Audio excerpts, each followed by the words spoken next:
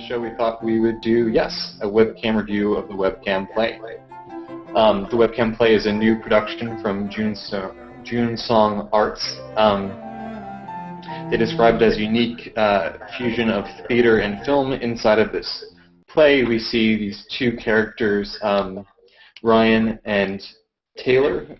They meet on OkCupid, and though they're miles apart, they begin this increasingly intimate online relationship before things happen. And the play asks us, do these relationships matter? How does technology change these human moments? And with that, Rachel, what did you think? Well, the new and different aspect of it is how much of it is pre-recorded and how much of the story is told through webcam, but sorry, also text and normal phone conversations and over GChat, and so things. The storytelling gets told through things like how long it takes somebody to return a text, something like that. And there is drama in that. And there was actually comic timing, too, I was noticing. Yeah, there's pretty incredible, I think, just that kind of almost a more traditional director's role inside of the film, just with those cuts and the editing that we saw. Both. Yeah, and that could make something funny, or and it was really cute. I felt it was very realistic in the way these two were flirting, and I really liked the webcam itself element because it was easy to feel like we had this intimacy with the characters that we didn't really have, or maybe we did, and that's thematically relevant to the show. That you see, I mean, the first time they see each other, they're in their bedrooms. You know, I mean, it's just a immediate, here's my face, this is what we're talking about thing that it's it seems much lower stakes than a first date, but also you get a lot more, you feel more emotionally connected, maybe, I don't know. Yeah, it was, it's funny, just this experience. So for the first 40 minutes or so of the show, we do see actors, real live human actors, like for 2 seconds at the beginning of the show, just to let us know that, hey, they are in the room somewhere inside of Berta, before we essentially watch, I think, at least 40 minutes of this 75-minute production is just film, is us watching that webcam experience or watching those IMs and those texts. And yeah, there was a kind of voyeuristic intimacy that we don't normally get to experience inside of it. It was kind of amazing as how much it just kept your attention for that time. Mm-hmm. Though part of me, I will say around maybe minute 25 or so, I was like, what makes this the play? This is quite a long film, and I'm enjoying it. It just felt like a film screening after some point. Mm-hmm.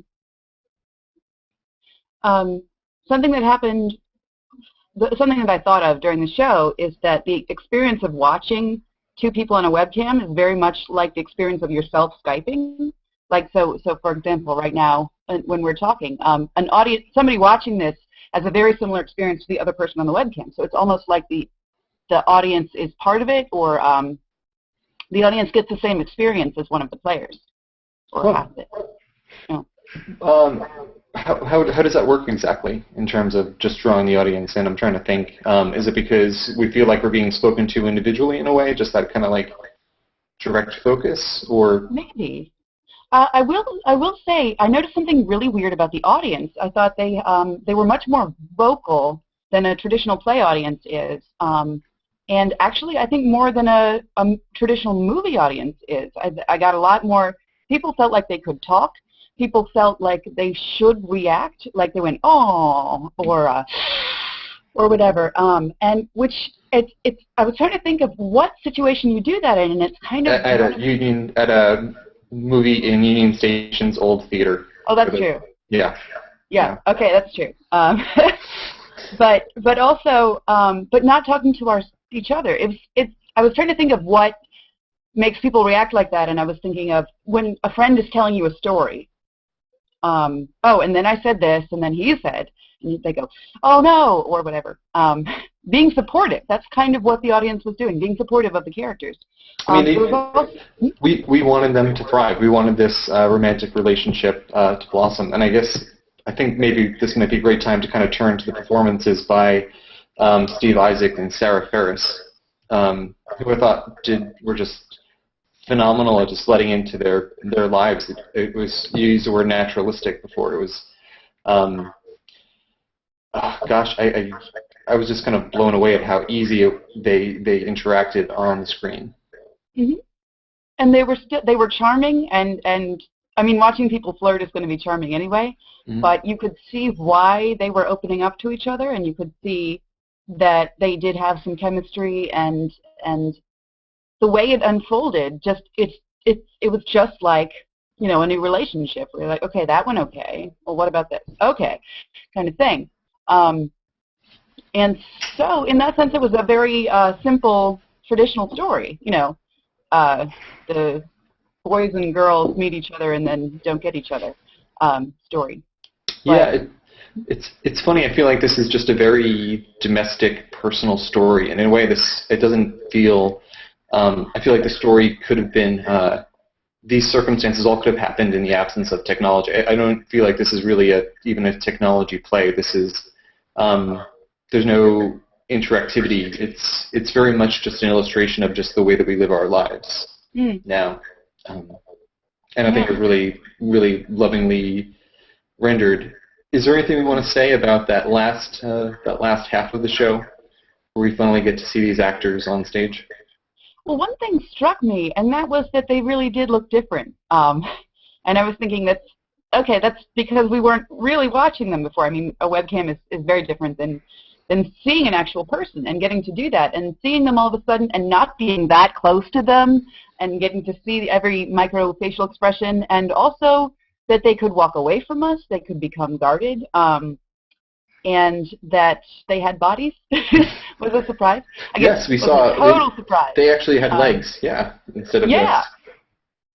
Yeah. And so it sort of mimicked for me the experience of them seeing each other for the first time. And, oh, that's what the rest of you looks like. Yeah, I had a similar kind of jarring experience, and maybe not so much about the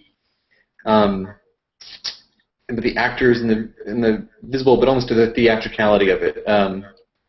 I think when you and I were chatting about this before, you said there's a certain amount of lack of realism that we accept. Like, nobody's ever interrupted when they're inside of this webcam. You know, they're very focused on each other. They're not browsing ESPN at the same time, etc. Well, the only thing I thought was unrealistic was that. Mm-hmm.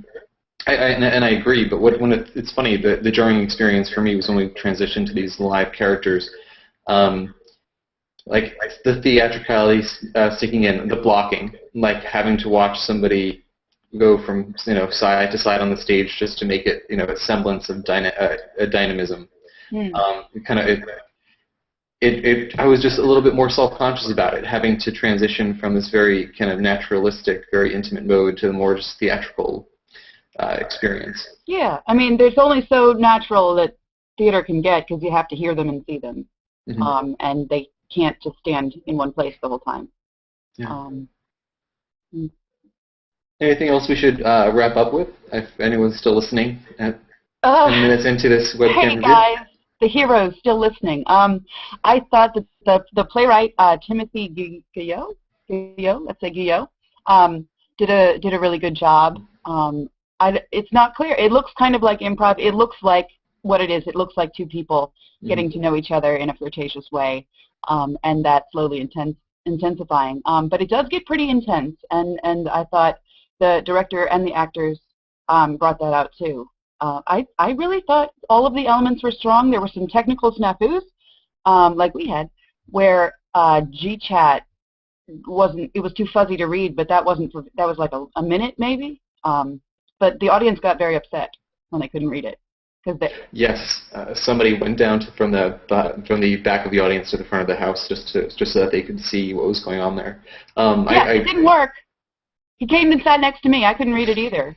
And then he started talking about it. Okay, that's another thing that the people felt like they could talk during the show. I guess like when you're watching a movie at home with friends, you feel like you can talk.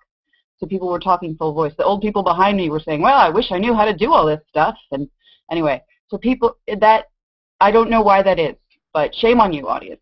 Shame on you. Maybe that's a great note to leave the webcam review. Yeah. Shame on you, audience. Shame on you, Fringe and Purge. Shame on all of us. Thanks, everyone. Yeah, bye.